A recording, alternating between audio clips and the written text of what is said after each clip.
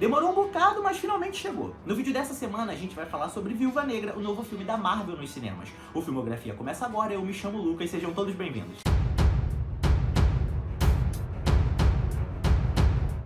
Olá pessoal, como vocês estão? Tudo bom? Depois dos eventos trágicos de Vingadores Ultimato, onde a Viúva Negra se sacrifica para ajudar os Vingadores a obter a Joia da Alma para desfazer o estalar de dedos de Thanos, a Marvel decidiu que o filme solo dela seria o pontapé inicial para tão aguardada e tão misteriosa fase 4 do MCU.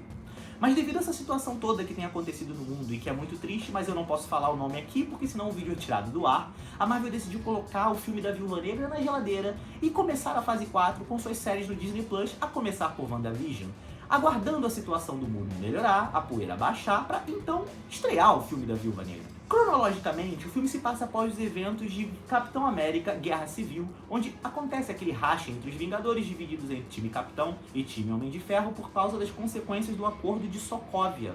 Na história independente, a Viúva Negra busca a tão famosa Sala Vermelha, que é a organização que a capturou, que a treinou, recrutou ela para se tornar uma assassina fria e calculista. O objetivo dela é destruir a Sala Vermelha para impedir que outras meninas ao redor do mundo tenham o mesmo destino que ela e se tornem talvez armas tão letais ou mais perigosas do que ela. E talvez o maior acerto do filme é a forma como a direção e o roteiro conduzem a história ao redor da protagonista. Não é a história de uma mulher que passou a vida inteira sendo sexualizada ou colocada em poses sensuais. Inclusive o próprio filme brinca com isso em diversos momentos, falando das poses dela, dos jogos de câmera que utilizaram para ela ao longo desses 10 anos de MCU e a forma como ela foi tratada. É a história de uma mulher, na verdade, que passou a vida inteira à mercê de homens inescrupulosos, de poderosos, ricos e maus, que tiraram a ela o direito de escolha, o direito de liberdade, o direito de ser alguém. É uma história sobre sentimentos, sobre suas emoções, sobre seus pensamentos. Isso é uma ferramenta muito interessante para adicionar camadas a uma personagem que já era muito carismática por conta principalmente do trabalho maravilhoso da atriz Scarlett Johansson, que trazia um tempero legal aos Vingadores. E aí, no que diz respeito a ver essas diferentes camadas da Natasha, não é alguma coisa que a gente veja somente no filme solo, mas os últimos filmes dos Vingadores construíram isso de uma maneira muito legal. Ela é doce, ela é gentil, ela tem aquele lado mãezona, principalmente em Ultimato a gente consegue ver mais desse lado dela. É um contexto de empoderamento que não é exatamente explícito em Viúva Negra. Ele é mais subjetivo, mas ainda assim, não consegue parecer forçado e nem panfletário. Consegue mostrar que uma mulher, embora seja muito forte, embora tenha sido treinada para ser uma assassina cruel, fria, calculista e cumprir e ter, na verdade, uma missão como prioridade acima de tudo, é, na verdade, uma mulher de carne e osso, com emoções e que também sofre. E aprofundando esse background dela, a gente conhece a história da família dela. O filme abre com uma cena de flashback que mostra a infância da Viúva Negra e nós somos apresentados a sua irmã Helena e os seus pais. O núcleo da família disfuncional que é trabalhado ao redor desse filme funciona, mas funciona principalmente por causa dos componentes. Florence Pugh, que interpreta a Helena, é uma personagem que vai vir a ser muito importante no futuro do MCU, principalmente pela cena pós-crédito que a gente vai comentar daqui a pouco. Rachel Weisz e David Harbour, no papel dos pais disfuncionais, também são muito importantes porque mostram que a Viúva Negra tinha uma família sim antes dos Vingadores, e mesmo que para ela tudo tenha parecido inicialmente artificial, não era. Havia um sentimento, havia uma consideração por conta daquelas pessoas que, de certa forma, trabalham para a Sala Vermelha. E é legal que, ainda que sendo um contexto dramático, você consegue tirar boas risadas, porque o filme passa praticamente todo o segundo ato desenvolvendo e trabalhando essa relação parental, essa relação de irmandade que ela deveria ter com a Helena, que de certa forma tem, ainda que não seja muito convencional. No que diz respeito à ação, Viúva Negra é um thriller de ação muito bom. As habilidades dela como espiã são bem exploradas, existem muitas cenas de ação que utilizam o potencial da protagonista. O problema é que muita coisa, pra Viúva Negra, que é uma personagem que não tem poderes e conta somente com habilidades humanas, você precisa acreditar, relevar várias coisas pra dizer, não, ela conseguiu escapar dessa situação por isso, não, ela consegue por isso.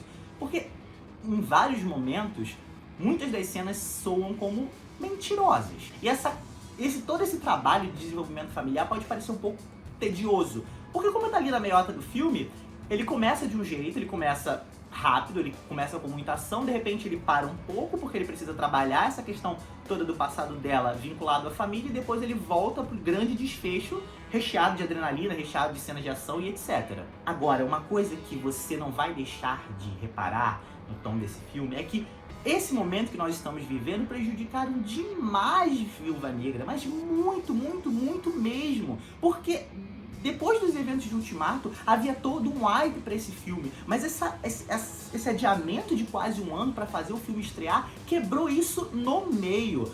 A sensação que se tem, apesar de ser um filme que fale da Natasha e a Scarlett consegue carregar o filme nas costas, você se sente deslocado. Parece que o filme está atrasado em vários momentos. E não é produção, não sei se você consegue me entender. Não é produção, não é o ritmo do filme, é o momento de lançamento. Severamente prejudicado por toda essa situação que o mundo está vivendo. E não sai da minha cabeça, não consigo parar de pensar. Por que não fizeram esse filme antes? A Viúva Negra tá no MCU desde 2008, lá no primeiro Homem de Ferro. Por que não abriram um filme para ela nesse meio tempo? Tinha potencial para ter pelo menos uma trilogia, assim como o Capitão América teve, o Homem de Ferro, o Thor, etc. A personagem tem um background para isso, a personagem tinha capacidade para desenvolver um arco incrível e ter um encerramento legal, mas não é o que tem. A gente tem um filme solo que tá fora de contexto, ele se passa antes de certos eventos, mas que ao mesmo tempo é muito agridoce porque termina com uma sensação de saudade.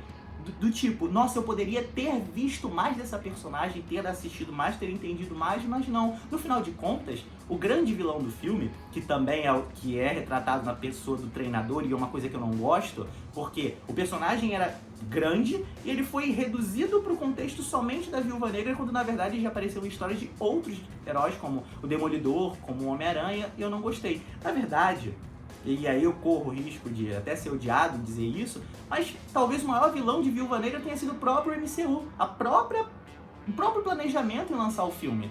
Claro que nós não contávamos com toda essa situação, mas de qualquer forma, a Viúva Negra merecia mais. Merecia mais e merecia um arco só dela, onde pudesse ter o início, meio e fim extremamente bem definidos. Viúva Negra não é um filme ruim, mas também não é um filme exatamente bom. É um filme